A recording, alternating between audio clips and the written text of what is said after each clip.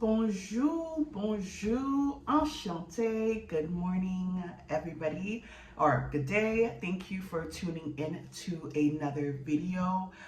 Today, I want to discuss what brought me here to France initially. Why is it that I feel the need that I need a softer life in general?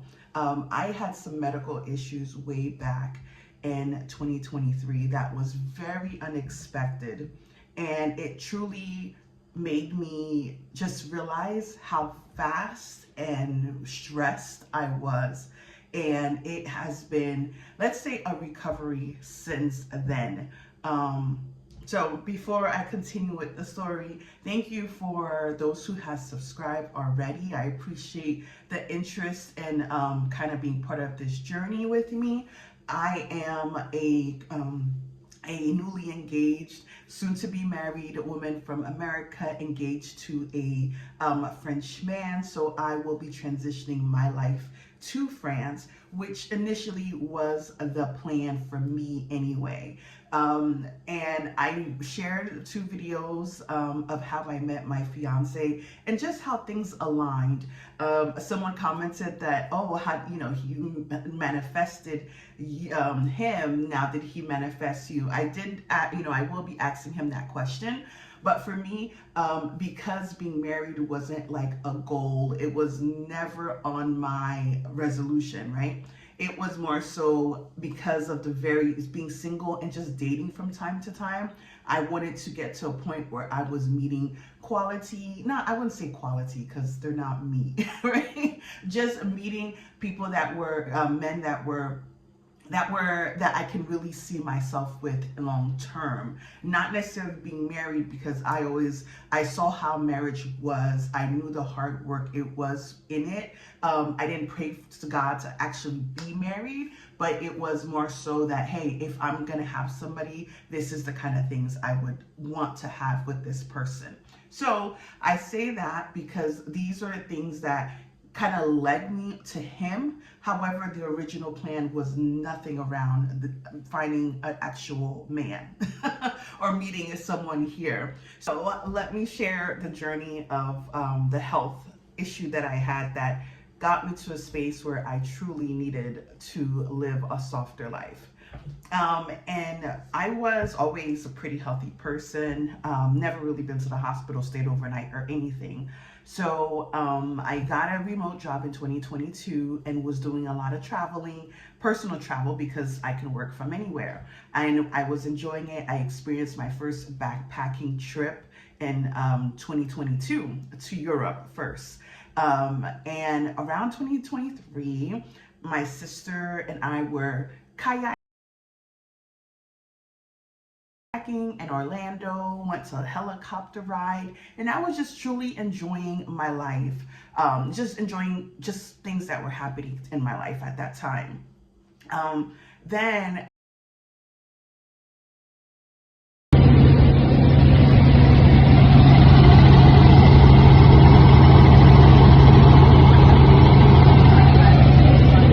in July, I started feeling like very exhausted, tired. My body, like my brain, I was moving slow mentally, like I just wasn't myself. Of course, during that time, my cycle had came, so I thought maybe it was just related to that. And my cycle lasted way longer than it normally does. And I was discovering like little red spots on my chest and my skin area. So I just really did nothing about it. Regular, take medicine, trying to calm myself down. Fever, not really having a fever, but I felt chilled inside. And because as an American, for me, it was like, okay, I go to the doctor or I go to the hospital, urgent care. There was so many options that were all going to cost me an arm and a leg. So it was another reason why I was just like, I don't want to deal with it. It's not a big deal. I'll get over it. But over time, it just got worse for about 2 weeks. And there was a Sunday, I was at my part-time job, and I was just like, my body, when I tell you my body was done, it just felt like everything was weighing down. I couldn't process. Like I would say, oh, get up and get this, but I didn't feel like it. It was an excessive amount of fatigue. Now, later that night, I went to take a, like I was napping and I had a sermon on because it was Sunday and I didn't go to church. So I fell asleep and I started dozing off and I had this dream. And the dream was me going to a hospital and a doctor was asking me how, what's wrong. And I was like, oh, I just feel a little sick, very vague, right? But then he asked me what's really wrong. And I started explaining how like mentally, like I couldn't move. I was extremely tired. And as I'm telling him these symptoms, he started praying as if it was like a pastor praying. And I mean like intense, as if, just really intense praying. And I was like, why is this doctor praying like this? Like, why is he praying at all, right? So in his praying, I started waking up. So during that night, I said, God has a special way of just letting me know things or things playing out a certain way. So I need to take my behind to the hospital. So the next morning, I struggled. When I tell you struggled to get myself up, I laid on the bed and was looking through my bathroom. And I really had to talk to myself, girl, wake up. And it was emotional too. It was like, my world was just not the same.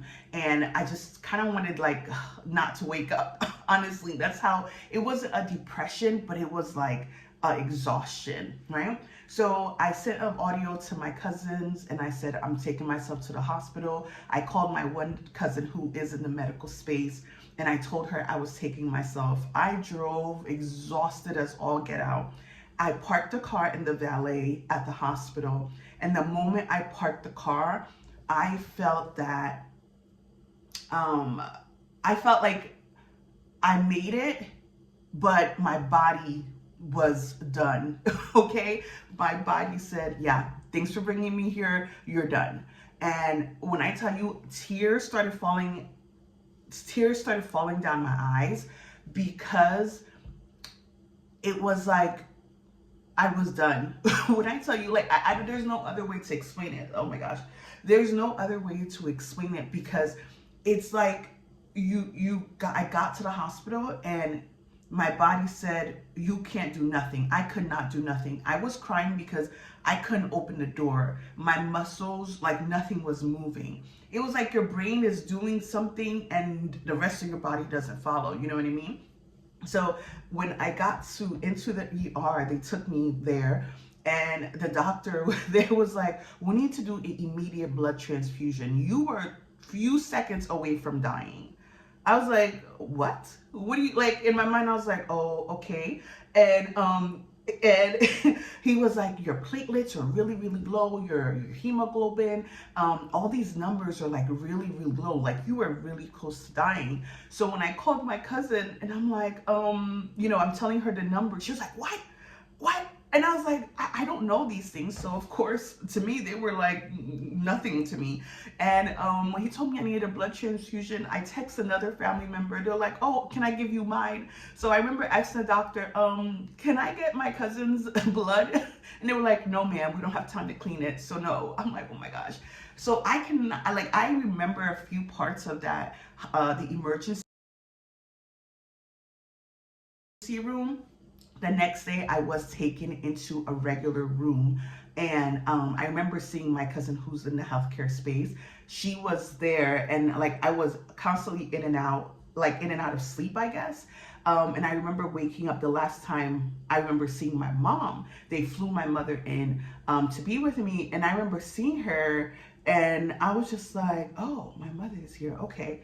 And I was out. This was Tuesday night, I think July 27th, I believe. And then I did not wake up mentally consciously until Sunday. Let me tell you, when I woke up, everybody was so happy. Now, my one cousin flew in from Jersey. My brother was there. When I woke up, these were the people that I saw, and they've been there for days when they found out that I was unconscious.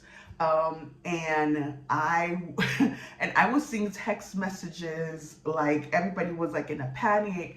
And I only can imagine, my mother is sitting here every day next to me, not knowing if your child is not going to wake up, right? And and just everybody being so concerned. And when I got up, I didn't know what was happening. And my brother said to me, he was like, "Oh, I guess your dream was true." I was like, he said, my pastor from Georgia was already in Florida, and he stopped by and he was praying over me while I was unconscious. And a lot of people, I'm telling you, the nurses, the doctors, even the cleaning lady, when she was coming to clean, she was so thrilled that I was awake. She told me how bad. I mean, the first thing out of everybody's mouth, "Oh, you were so bad. You were." I'm like, "What?" And they were like, "How bad was it?" Unfortunately, my family won't really tell me how bad it was. They told me that I had they put things, I guess, in my brain, thinking like my blood was like the blood had gotten into my brain, that I probably would have had like some brain issues later down the road.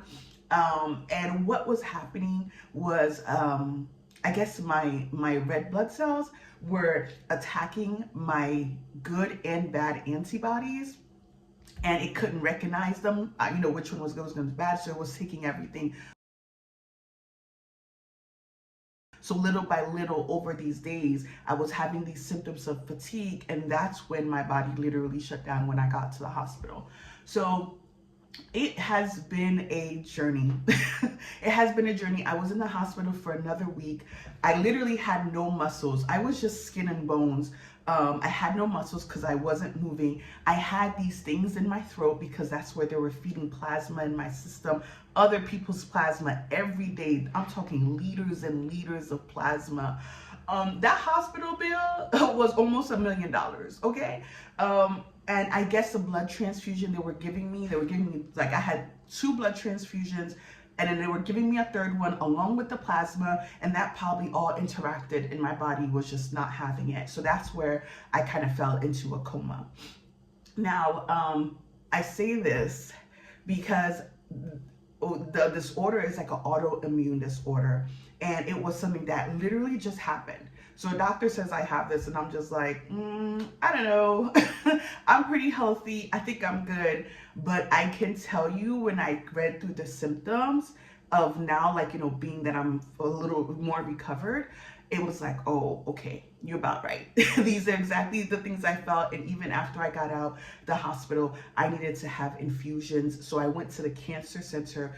And let me tell you, that first day I went to the cancer center, like, my heart broke, because it was like, what am I doing in the cancer center?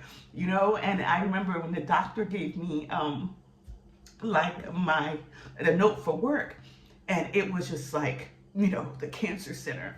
And I remember one of my boss was like, "Do you have cancer?" I'm like, "I don't think so." I was like, "I don't think so." But yeah, that was what it was like. And getting treatments in my blood, like, literally constantly, they were draining blood out, putting new things in. It was a journey. And they said it was stress related. So I don't know. I'm doing too much. They said I'm doing too much. Yes, I was working a job and a half, going all these places. They thought maybe it was something I ate initially because they didn't know what was happening. I didn't know what was happening. But as a woman, also, my iron was low. So this happens mostly a lot to women because of the whole cycle. So iron is the biggest thing. Just having a lot of other good minerals in your system is very important. So over that time, in November is when I started saying, okay, what am I going to do? This was affecting me mentally as well. I was doing some therapy, my body, every day was something else. I wasn't getting like feeling in my hands. I couldn't walk. There was a lot of things happening over time. That's why I had like a good 4 months off completely. And I remember that's when I started going to, like, trying to calm my body down through meditation. And my therapist, I think what really, for me, mentally I wouldn't say broke the straw, but it was kind of like, this is serious.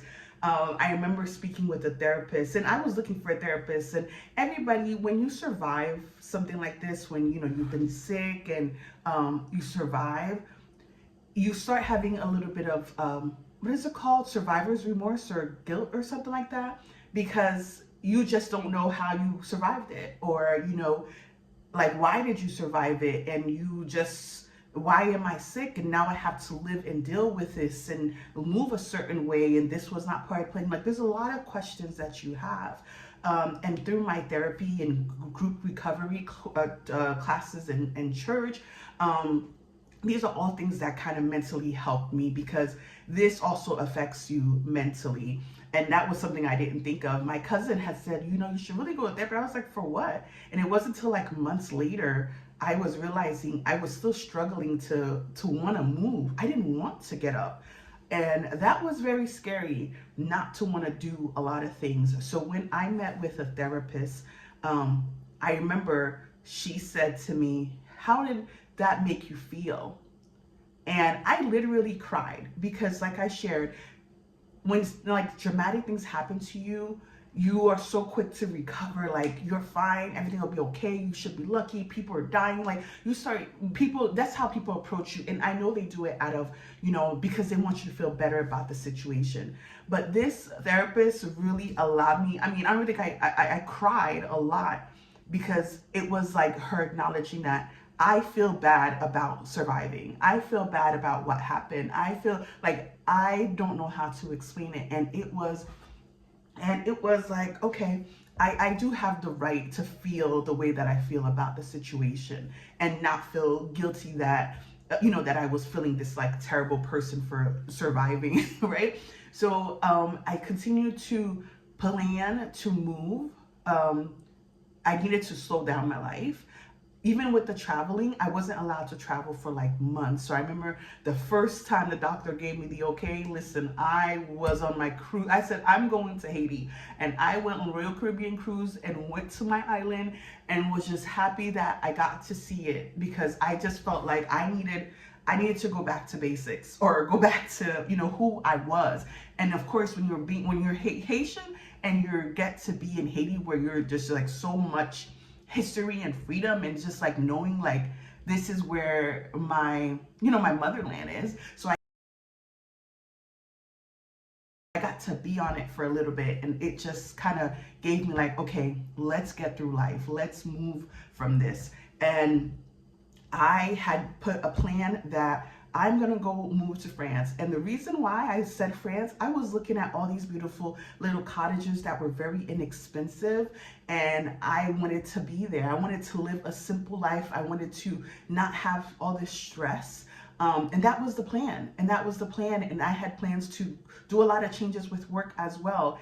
And that's why I shared, as maybe it's like I said, if maybe because I was an adult, I was older, my mind was a little different. I took so much time, even before I got sick, to really enjoy my singleness, to enjoy being alone, doing things that I like. Now I really don't like traveling with people, I really don't. But but I got to really know all the things that are like, I understood me and how I react to certain things, my areas that I need to grow in, things that need to push me. And being in this relationship with my current fiance, one of the things it's not that he pushes me, he doesn't even realize it, don't let him know. And people always said to me, oh, well, you need somebody who's gonna put you in your place. Everybody said that. It's, I guess, because I had a type A personality, or maybe I just, I didn't like people guiding me. I felt like I was the one that needs to guide other people or guide myself. So they knew that I needed someone who was really going to be able to put me right in my spot. And as I'm growing in my relationship now, he does it. He does it. He doesn't know that. That's what people always thought about me. But he did tell me I have a problem with authority. And I'm like, you're right. I do. But it's helping, it's kind of putting me in a space where I'm learning to do things, get me out of my comfort zone, and put me in a more calmer state. As of now, like, I'm waking up now that I'm in France, I'm trying not to rush a lot of things, and sometimes I still have that kind of like American side of me, but it's a need for change. And I shared like I was going to move. I needed to change my direction in life anyways. It's just so happened having someone who's not really understanding, but who wants to be here or still wants to be with me as I'm going through these daily journeys. And even him, when I mentioned it, like the first thing I mentioned when we were on our first date, I told him like, yeah, I almost died. And then he was like, "Oh yeah," and I think it just went over his head.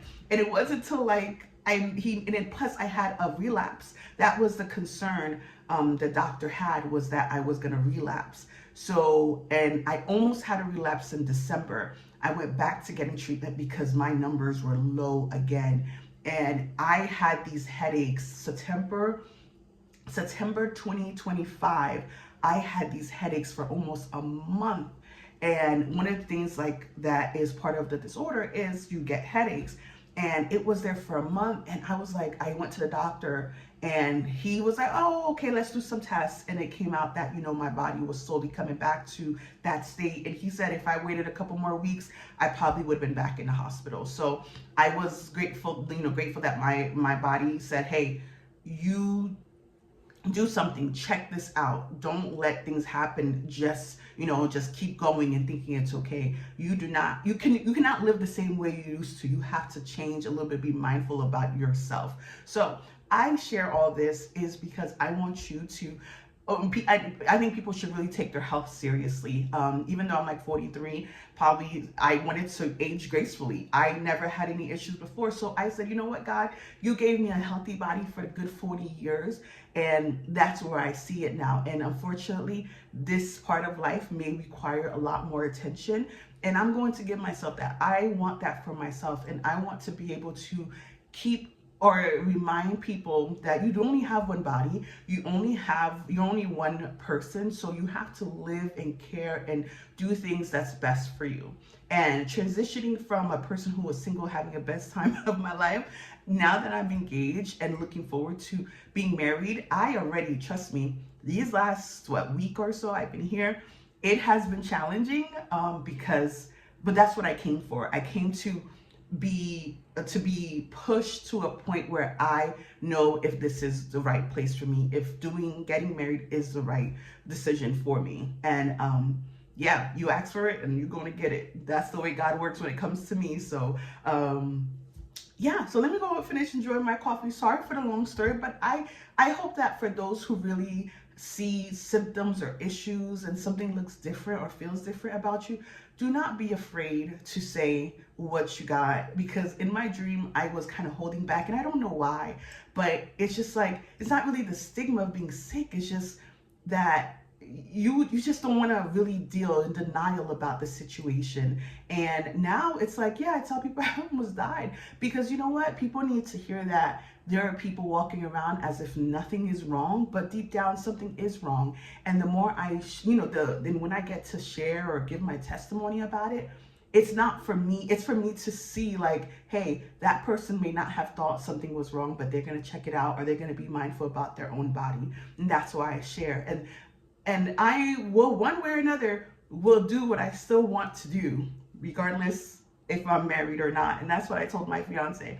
I am going to live the life that I dream about. And I want you in it, but you know what?